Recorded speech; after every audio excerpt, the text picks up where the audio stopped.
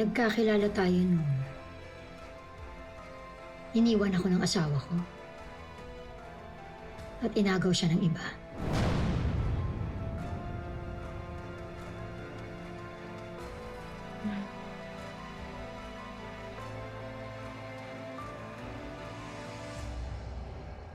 Sir, more than 24 hours na pong nawawala ang nanay ko.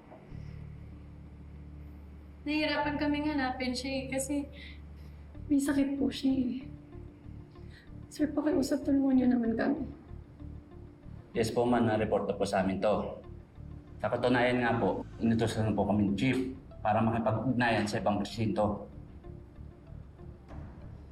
Sir, maraming salamat po. Sige po sir, sige po ma'am. Kami po ang bumahala. Huwag na po kayong mag-alala. Sige. Sir, hanapin niyo siya. Apo. Thank you po. Yung Joel. Nag-meet tayo sa church. Nakita mo kasi ako umiiyak. Kaya nilapitan mo ko.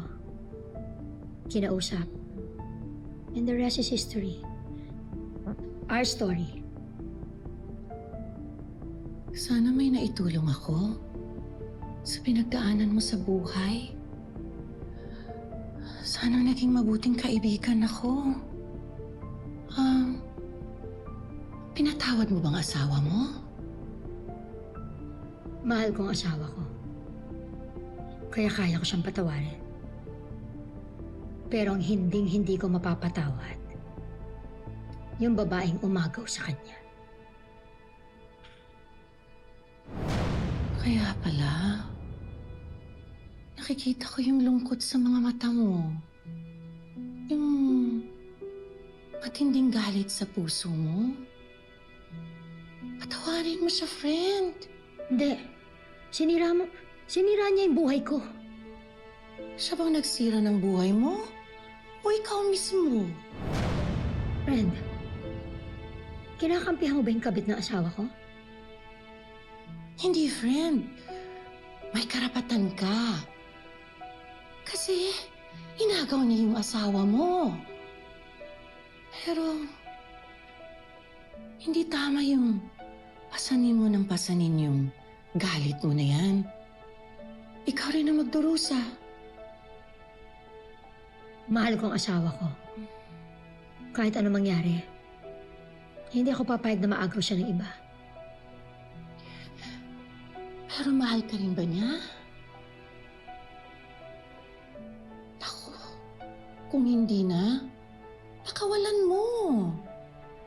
Kasi, mas mahalin mo yung sarili mo. Hindi yung nakasalala yung kaligayahan mo sa buhay niya. Tandaan mo, hindi lang siyang lalaki sa mundo. May iba pang magmamahal sa'yo. Ng tapat, ng buo.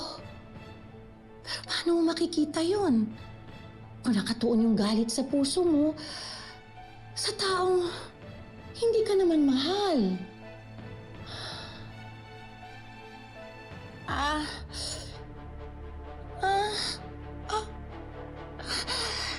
Nakalimutan ko. Friend, nakalimutan ko uminom ng gamot. Friend, pakisuyo naman. Nandun yung Sige. yung gamot ko. Kukunin ko yung gamit mo. Friend, tulong. Tulong.